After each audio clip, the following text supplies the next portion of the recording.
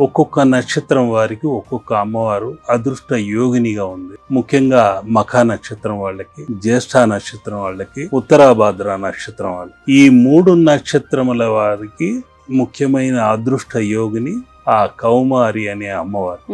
కుమార శక్తికి ఒక స్త్రీ శక్తిగా అమ్మవారు కొలువై ఉంటుంది. మయూరము పైనే ఉంటుంది.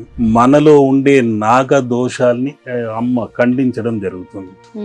ఇదే విధంగా శూలాయుధంతో, శక్తి ముద్రలతో ఆ అమ్మ ఈ విధంగా కౌమారి మాతగా గుపిస్తుంది. ఉత్తరాభాద్ర కౌమారి అమ్మవారు మఖా నక్షత్రం వారికి, జ్యేష్ఠ నక్షత్రం వారికి ముఖ్యమైన అదృష్ట భాగ్యాన్ని ఇచ్చే అమ్మవారు, ఏకైక మూర్తి ఆ అమ్మ.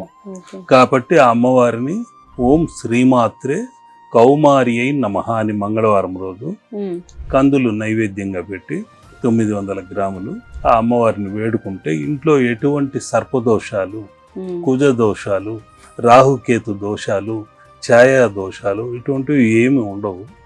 అన్ని మంచిగా జరుగుతాయని.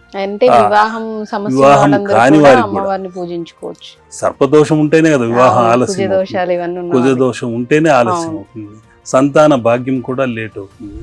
ఇటువంటివన్నీ కాకుండా త్వరగా వారికి వివాహం కావడానికి ఇవన్నీ ఇటువంటి చిత్రాలని అందజేస్తూ ఉంటాను. మంగళవారం రోజును ప్రార్థించుకొని ఆ అమ్మను వేడుకుంటే ఆ మయూరం వలన మన ఇంట్లో ఉండే సర్పదోషాలన్నీ నశిస్తాయి, సంతాన భాగ్యం కలుగుతుంది, వివాహ యోగం కలుగుతుంది, కుజదోషం తొలగుతుంది. కాబట్టి ఈ అమ్మను ప్రతి మంగళవారము 18 వారాలు ప్రతిష్ఠ చేసుకోగలిగి సువర్ణమూర్తిగా అమ్మని ఆరాధిస్తే గురుబలం కూడా తోడవుతుంది. ఎందుకంటే కుమార శక్తి గురు శక్తి, ఆయన కుమర గురువు అని కూడా అంటుంటారు.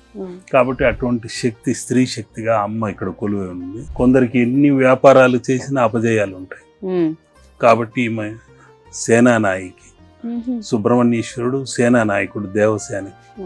కాబట్టి ఎన్ని ఆటంకాలు వచ్చినా ఎదుర్కొని ముందుకు నడిపించే శక్తి కూడా అమ్మవారే. కాబట్టి ఈ 3 నక్షత్రాల వారికే కాదు, 9వ తారీఖు పుట్టిన వారికి, 18వ తారీఖు పుట్టిన వారికి, 27 సంఖ్యాపరంగా కూడా 9, 18, 27 ఈ తారీఖుల వారికి కూడా అద్భుతమైన యోగాన్ని ఇస్తుంది. వీరికైనా అనుకుంటే కాదు, అందరికీ సర్పదోషం ఉన్న వారికి అందరికీ అద్భుతమైన శక్తిని ప్రసాదించే తల్లి ఆ అమ్మవారు కౌమారి అమ్మవారు.